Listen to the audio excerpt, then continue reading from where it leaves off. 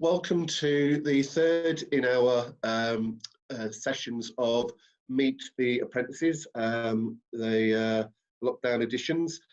This one we are particularly focusing on apprenticeships in the screen sector, and we're joined by Joe, by Taylor and by Richard. For those of us that are joining us live, you're very, very welcome. My colleague James is in the Creative Alliance room. If you've got any questions during the course of the conversation with Joe, Taylor and Richard, please use the chat function at the bottom of the screen in front of you. Type your questions in, and then when we finish the first half of our conversation, then James is going to be coming back on screen and will be asking our panel your questions. So you'll have an opportunity to have your questions answered as well. My name's Noel. I'm the Director of Creative Alliance, and we're the training provider who's been working with Joe, Taylor and Richard. But I'll ask them to introduce themselves, the companies they work for and their jobs before we start the conversation. Joe, let's kick off with you. Yeah, so my name's Joe Pickering. I work for Birmingham City Football Club, and I was a junior content producer, but now I've moved on to being more of a producer and videographer role within Birmingham. Great, thanks Joe. Taylor. Yeah, my name is Taylor. I work for a company called Updates Media. We're a marketing agency, and we run a thing called Birmingham Updates, which I'm sure I'll touch on later. But yeah, I'm a junior content producer, but I mainly work as a videographer and designer in the company. Great, thanks Taylor. And Richard. My name's Richard. I work for a company called Richard View, which is basically a video and events production company. And I'm a camera assistant, edit assistant, sort of thing. Richard, as we're on you, tell us a little bit how you ended up with Richard View. What was the journey you took, sort of education and work-wise, to get to where you are now? Well, it all starts back where I went to university and did a media production course / it was a joint honour, so I did education and media. And then for a good few years after that, I focused mainly on the education side. And, you know, did a short career in that. But then I found out that I had a time frame within that career. And after a while, I just didn't want to do that and wanted to explore the media side. But since there'd been so long between, it felt like a different person. I felt like what I'd learned in university was pointless. So I needed something to bring me up to scratch to what I needed to know. And that's when the apprenticeship, and I got in contact with Richard View and they helped me out and they searched for you guys. So it all fit quite nicely together. That's helped me get to where I was in the industry I want to be in. Okay, great. Thanks, Richard. Taylor, what about you? What's your background? Well, it's fairly traditional in the sense that obviously I took my A-levels. I took 3 A-levels, all creative based. I've always been sort of set on the creative industry.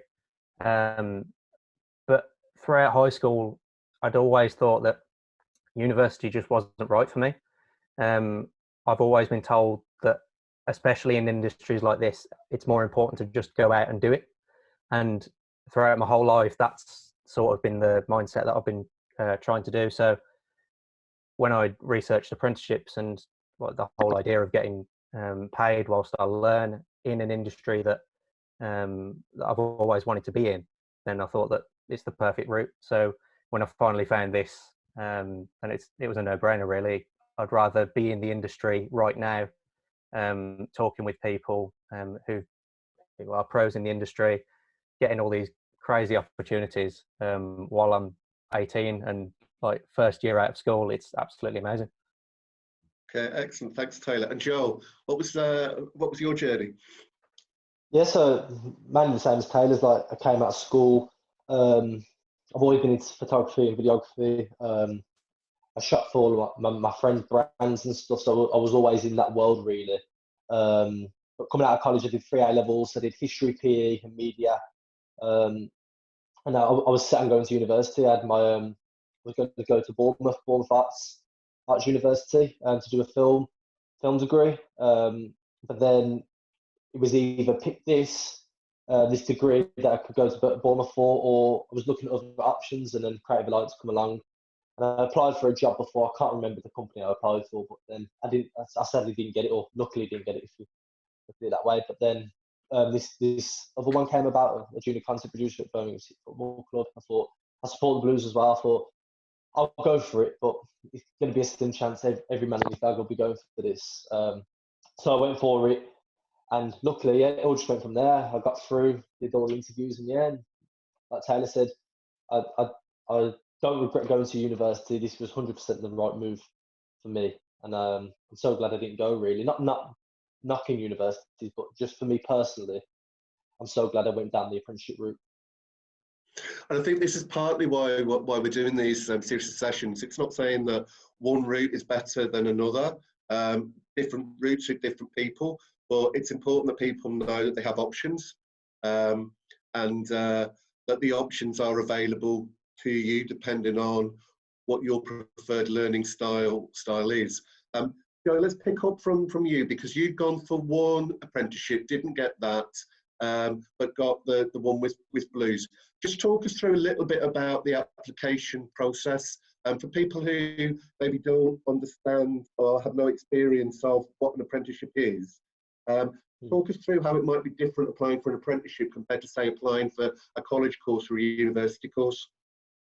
I mean, for my university course, because it was a specialised degree, that was quite difficult to get into as well. You had to give a portfolio.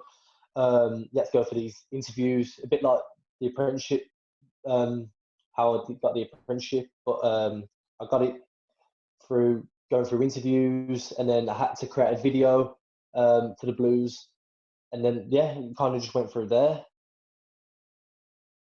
Taylor, was that the same for you with updates? Did you have to show them what you could do as part of the interview selection process?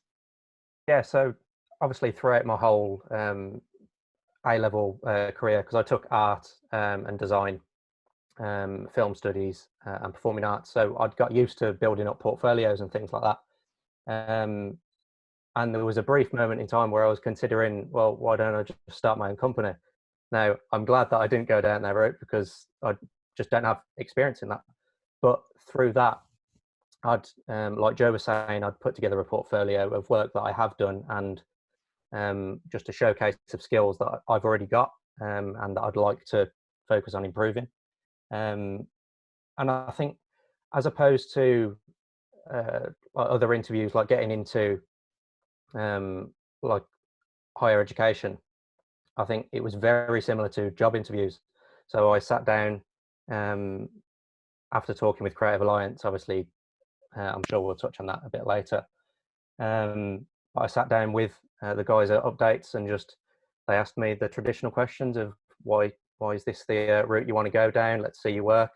And they were really impressed, and they rang me back the same night and said, "You've got the job." So I must have done something right. Clearly.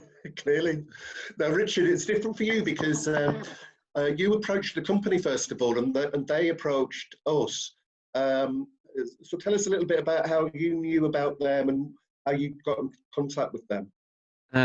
Well, I found out about my sister, because she works for one of Richard View's clients, and my sister obviously knows what I wanted to do. So she sort of got us in contact, and I think it was just luck of right person at the right time. Like, they wanted to bring in some extra people. So I went and just had a coffee with them, explained what I wanted from my career, my aspect. And they told me what they expected in return. And then I think it was about a week later, they brought me back, and then that was a proper interview. You know, where do you see yourself in 5 years? This sort of thing. But I just, I thought of it as a job interview. If I get it, I get it. But then they came back to me explaining they'd like to put me on this apprenticeship. I just thought it was a great idea, because of how I sort of, when you're in an interview, you try and present yourself as this all-seeing, all-knowing, like, yeah, I can do that. And then when they said about the apprenticeship, I was like, thank God you've actually done that, because maybe I'm not so confident in these things. Okay, excellent. Now, of course, what's really good about those two is you've got three different routes in. That's the point I want to make to people watching this, is that you can an apprenticeship is a job. The legal definition of an apprenticeship is a job with training. So you're applying for a job. You can be like Taylor, where the first one you go for is the first one you land, fair play, the match is right. Or you can be like Joe, where the first one you go for isn't quite right. That's nothing necessarily to do with you. Companies are a little bit like restaurants. Everyone's different. They've got different menus, different atmospheres, different clientele, and where you might enjoy one more than another, or you're better fit for one more than another. So it's not to give up. And part of what we'll do is maybe suggest that there might be other opportunities that you might be better suited for. Or in the case of Richard, get the opportunity, create your apprenticeship by making that relationship with the company, first of all, who can then create the apprenticeship with us. So they're all sort of different routes in. What, from your experience, guys, does an apprenticeship involve? Joe, you're the longest with that, because you've actually completed yours with a distinction, and you've moved into a full-time role. So for you, what did your apprenticeship involve on a sort of day-to-day, week-to-week basis? I mean, it's kind of difficult, really, because I'm speaking for myself. I'm sure Taylor and Richard had completely different scenarios with how their apprenticeships went. But mine was, I'd say, pretty easy. As you said, it's work with training. So it's balancing that training out with your normal everyday job roles. And as I went into the job, I got more and more comfortable with how I was doing the work and how I was presenting myself as well around in the workplace. But it's as I said, having that 50-50 split of make sure you do your training as well as your job. So talk me through then the job. So what would you find yourself doing during an average week, say? I mean, there's so many things that can happen. There's so many variables as well. I mean, with a football club, it's constantly changing. So normally, what would happen on a Monday is we do all of our archiving from the weekend before. So all of our football games, because we film all of our football games. We've got our own subscription service that you can watch all of our games live. So from there, we archive all of that footage, which helps us in the long run. So at the end of the season, when we have our end of season awards, we create videos, and that helps us get little snippets from each games. So that helps us in the long run. And then throughout the week, we'll have jobs coming in. We're more reactive to jobs coming in than going out looking for finding things, because we're always so busy. There's always something going on, whether that be a player relations visit to go out to a hospital to visit children, ever changing really. And then obviously every Saturday is game day, so we record all of our games, set up, and then run a camera really, and then edit the highlights afterwards and send them out. So yeah, it's a pretty busy week, to be fair. But it sounds like then you were involved in every stage, pre-production, post-production, every broadcast, I think, as well. Yeah, so broadcast was one of the main roles. I say main roles. Obviously, I'm a videographer first, but I got to see into like another world of media with broadcast, because it's a completely different world than videography. There's so much more intricate cables. It's just it's like 2 degrees within one job really. Some people go to learn broadcast just 4 years in university just on its own, and same with videography. So it's kind of two degrees rolled into one job. So yeah, it was brilliant. So yeah, I got post-production, pre-production, and production all in one. Okay, great. Taylor, tell us a bit about your experience of what your apprenticeship involves. Well, I mean, as Joe was just saying, the variety that you get with, and maybe it is inherent to just the apprenticeship work, but the variety that you get within this industry, like day to day, is immense. I don't think there's any other industry where, like, this is from a personal account. In the same day, I went from pitching an idea to a client, which happened to be the Mayor of the West Midlands, to then doing an interview with Stephen Knight, the creator of the Peaky Blinders, to then doing a bit of presenting for our own original documentary series. So like that was just one day. Now obviously you're not going to have every single day like that. Obviously some days are going to be more editing focused or design focused, but I think that variety, it keeps it fresh, it just keeps you growing in your skill set and everything. And I don't think it's a job that you could get bored in, at least from my experience anyway. I don't know about Joe and Richard, but I absolutely adore the job, honestly. Excellent, excellent. And Richard, tell us a bit about what does your apprenticeship involve? What you find yourself doing on a day-to-day and week-to-week basis? Same sort of thing as these guys without echoing them too much. We also have like an events part of Richard View. So that's been an interesting thing for us for me to see in, because I was very much a video focused guy, but to see how the events world works and how video ties in with all that, it's been quite an interesting thing, and something I've been trying to just try and put my, get some career experience through it. But yeah, like I said, it's a different week to week. It's a different thing. A different clients need different amounts of work, and that's one of the things that, to echo what he said, like there's just no getting bored of this job. I don't think just one client could want the same exact film, but it's going to be different. Just the different people, the different experiences, the different people on the crew. It's just a great sort of experience to be an apprenticeship in. Without naming some of the clients, but maybe talk me through the nature of the clients. What type of content, digital content, are you making, and for what type of clients? So without naming names, say we've got a diet company, and they're quite a laid-back company. They're quite a fun company, as you say. So their shoots and their videos are always quite funny. They're quite interesting. But they're still packed with, diet information, what's the right thing at the right time at this situation, how these diet products are getting out to the customers.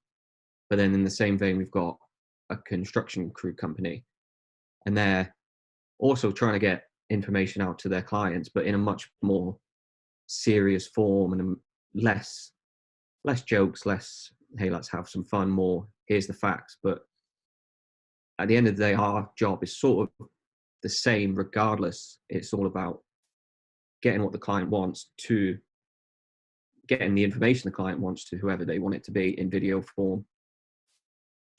So to sum up, the three of you all, in fact, in very broad terms, are working in different strands of media.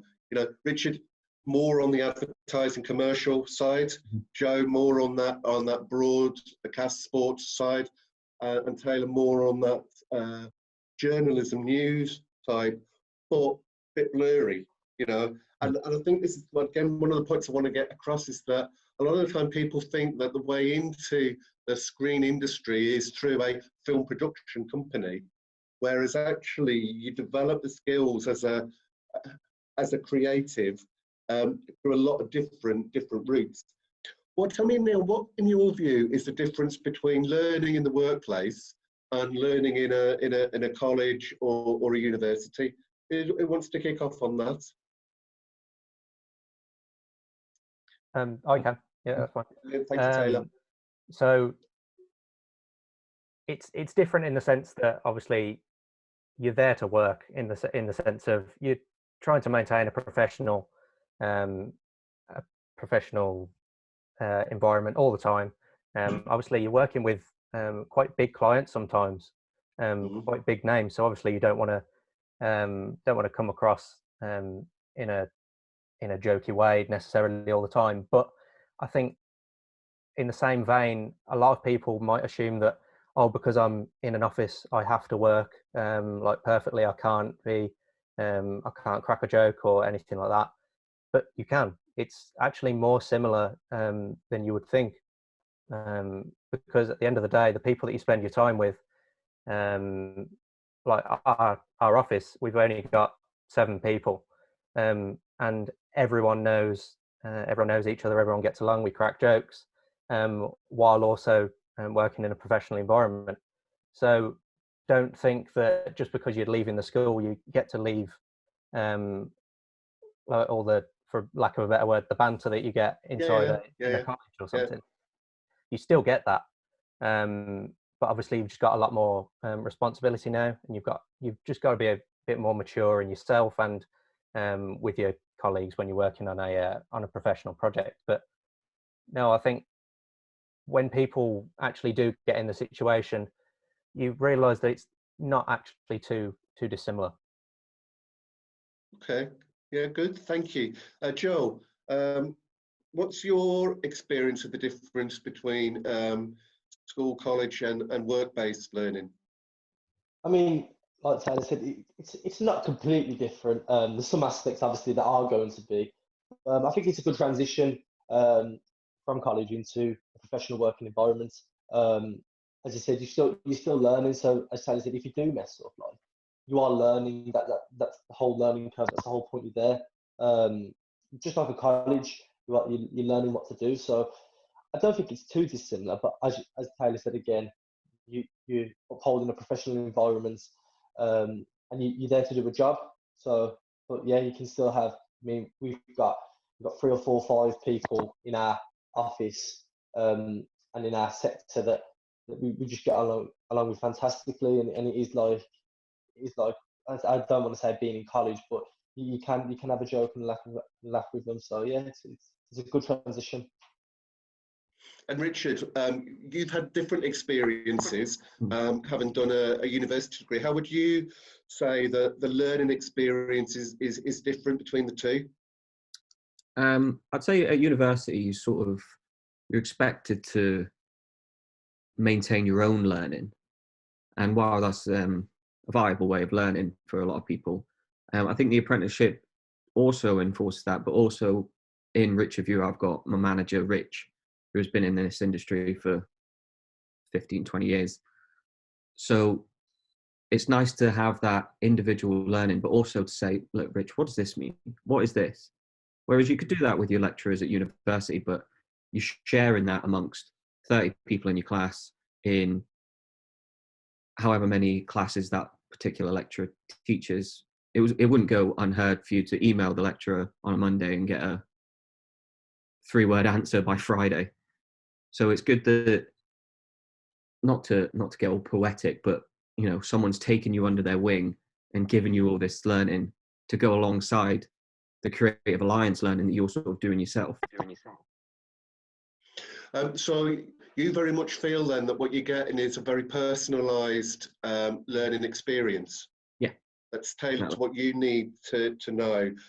You're getting that from both your employer and the learning provider. Exactly. Yeah, and that's different from your experience. Joe, but what was your experience like that? Did you feel that it was a very personalised learning, tailored to what you needed to know? Yeah, 100%. I think Richard's hit the nail on the head there. As you said, like in colleges, there's a class of 30, but we've working at Blues. If there's a cable I don't recognise, or there's a setting on the camera that I want changing, it's just you ask them and it's there, it's instant, and it is very helpful. I mean, I've come on from when I first started to where I am now. My managers helped me tenfold of how to set up everything, and it's been fantastic. So yeah, I think it's very personal. It also sounds like, and this may be a leading question, but that because it's so personal and it's immediate, that it sounds like you make progress faster than you might have expected to do. Yeah, definitely. I mean, you can see in how long these apprenticeships last a year, but then how long is a degree? You're looking at 3 or 4 years. I mean, my film production course would have lasted 4 years, but in that 4 years, I've learned in a year, just from personal and like just close tuition from my manager and my peers who work at football club who have been in the industry 10+ years. And Taylor, do you get a sense of that from your experience at Updates? Absolutely. I think within the first week, I'd probably learned what I'd have learned in 3 months at my sixth form. And I think going back to the previous questions where we were saying that how varied it is, I think that is a part of it. The amount of training that we get, like one-to-one, through our training providers, Creative Alliance, obviously, and our work colleagues, I think it's so valuable because, as the other guys have just said, it feels like it's actually being like tailored to you. It's if I've got a question, like as Joe said about a camera setting or something, I can just go and ask that without feeling ashamed or feeling like I'm going to embarrass myself in front of the whole class or something like that. And every single time it's been, oh yeah, of course, you just do this. It's a genuine response, and it's personal to you. It does sound like, from what you've all said, though, that it's quite an intense experience. That is there any things that you've had to take account of to, I suppose, transition into or move into learning in this way? Because it sounds quite fast-paced, quite intense. There's a lot of responsibility. Anything that, if you were starting your apprenticeship again, you'd be going, okay, I need to be mindful of this. Does that question make sense? Yeah. Good. I wasn't sure it made sense to me, so I'm glad. Joe, you have a go answering it then. Yeah, I mean, we're saying how much we love the job, but it's not easy. This isn't easy work. As I said, you're fitting 4 years worth of knowledge into a year, so it is hard work. But you've just got to, you learn on the job. You're forever learning. I wouldn't do it any other way or differently myself. I can't speak for the other two, but I wouldn't do it any other way. I mean, I learned on the job. It was fast paced. I was working a lot, but I enjoyed it, and I think that showed in the work I was producing. No, I wouldn't do it any other way. Okay. Richard, you look like you wanted to come in and say something to that point as well. I was just thinking about my sort of first week at Rich Review. One of the things I was worried about was how I would fit into the role, because as an apprentice, you're almost starting from zero and learning upwards. So I didn't want to be a loose end and be a problem to Rich Review. But luckily, it was a case of, in my first week, we had a shoot in Finland. So it was a case of thrown in at the deep end. But that's one thing that worried me starting, was I didn't want to be the apprentice, but there was no chance of that happening anyway, because just being there and asking questions and helping out with putting a light up, that helps Rich out, my manager, in such a huge way. Like, it cuts the setup time in half, just me being there and doing some random little niggly bits. But that was a worry for me, was not pulling my weight as quickly as I could have, but it wasn't a worry that I really needed. And Taylor, was there anything you wanted to add to that? I think whatever you've taken or are experiencing at the moment, whether you're doing your A levels or GCSEs or whatever, find out how you best organise yourself, because especially in an industry like this, organisation is key and communication is key.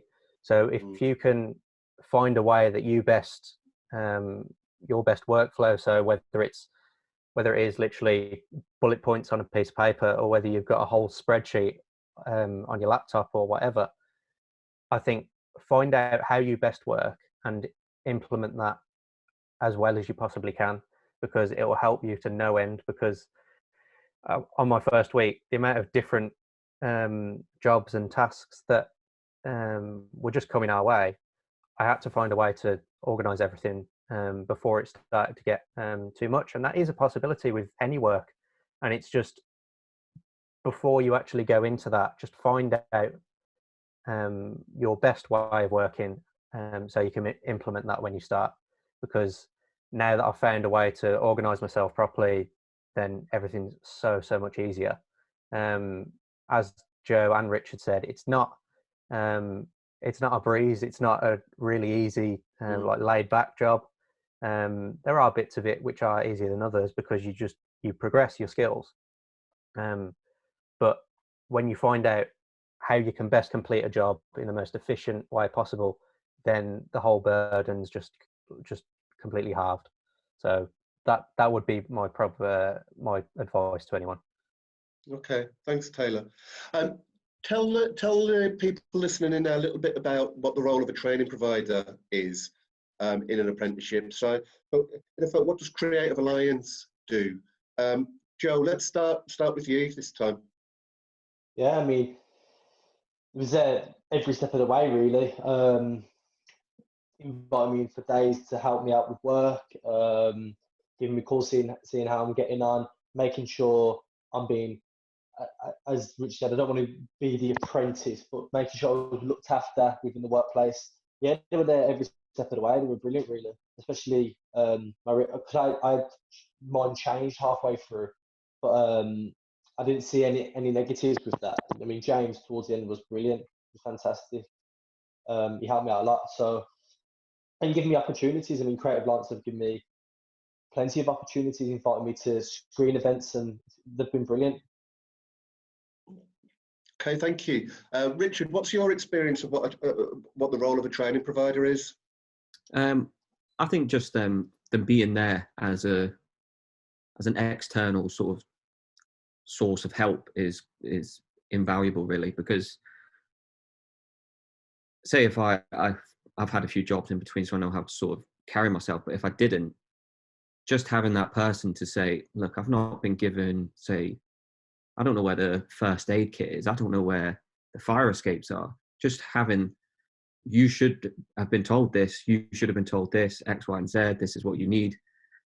Because some of the things that a job should provide to you, they often don't, and it's good that Creative Alliance sort of hold you up and hold the company up to maintain you as an apprentice and as a job as well. And Taylor, what's your experience? Yeah, absolutely. Creative Alliance, they're there in the sense that, like you would have maybe a pastoral team at your college or your tutor or whoever that figure may be. They're just there if you're struggling with like a workload, or you're like, oh, I'm not really clear on this particular task that I've been asked to do. Then they're there to answer any questions, and they'll get back to you. And whether they hop on a call like this, or just send you a text message, or just whatever way you would prefer them to be there, they can cater for that. Like James, my apprenticeship coach, he's had plenty of experience in this industry, so he knows what he's talking about. He's been there and done it. And so having someone there who has gone through all of this to just go, oh yeah, I've had the same thing, this is how I dealt with it, then that's been like invaluable. So yeah, I think obviously without repeating everything that the other guys have just said, yeah, just them being there and almost just not protecting you in the sense that like you can look after yourself, but making sure that you're being treated right, and you've got that good relationship with your employer, everything. Yeah, they just look after you, really. And Joe, you've been through the whole process now and come through the other end. Yeah. So there is now with apprenticeships this whole thing called endpoint assessment, which is an independent organisation to Creative Alliance that you have to sit a variety of, I suppose, tests for. Can you talk through what that endpoint assessment involves and how you're prepared for it? Yeah, I mean, I think from what I can remember, it's been a little while now, but it started off with a workplace observation. So they come in and see how you work, make sure health and safety is up to scratch, and just see you in a workplace environment, see how you fit in. Next is a task. So you are set a scenario. So I think mine was there's a company looking to do a video on vaccines, about getting a vaccine for new parents. What would you do? So then you have to come up with a video concept and present your idea. And then thirdly is a chat, just a chat with one of their assessors, and just about everything that's happened. So from the workplace observation to the test, and just from where you see yourself going on in your career. And no, it was fantastic. I mean, I was helped all the way through, starting to finish all my assessments. You then get taught how to best show yourself within these assessments and how to go about them. I got given like examples from other apprentices and how they went about doing their endpoint assessments. And yeah, I was helped out quite a lot, really. And in terms of what the examiners were looking for, what type of things do you think they were testing you on to see what you knew and what you could do? I think mainly is having the confidence to talk about all these things, having the confidence to know what you're doing. And I think they can spot straight away if there's somebody going about the work who doesn't know what they're doing, and it hasn't paid attention through the whole assessment, and isn't really bothered about, isn't really enthusiastic about it. I mean, I don't know what they was looking for with me, but luckily I passed and I got a distinction, so I did quite well. But yeah, so mainly I would just say confidence. Make sure you're confident and speaking about all your things. Make sure you research them. Make sure you keep up to date and up to scratch and how to do everything. And then when it comes, it's just like second nature, really. So thank you, and you've sort of bridged us into my last question, which is you start to provide some tips and advice for people considering doing an apprenticeship. Is there anything you'd want to add to that, Joe, before I move on to Richard and Taylor? You know, any advice that people might have? I'd just say speak to everybody, make as many connections as you can. In this industry, it's the most important thing. I mean, let's say it's not about what you know, it's about who you know. And it is true, you see it within this industry massively. Speak to everybody, have the confidence to go up to speak to people, because everybody's been in the same boat as you before. Don't ever feel like you're not worthy to be somewhere, because you are. Just have the confidence, go up and speak to everybody. Yeah, that's what I'd say. Okay, thank you. Taylor, what advice would you have to anybody considering this route? I think it'd be mainly, if there's an opportunity, just take it, because as cliche as it sounds, all of my best experiences through my apprenticeship have been the things where I'm like, oh, I don't know if I can do that, but my boss has just gone, well, it's there. If you want to do it, go for it. The opportunity's there. And I'm like, yeah, you know what? I'll do it.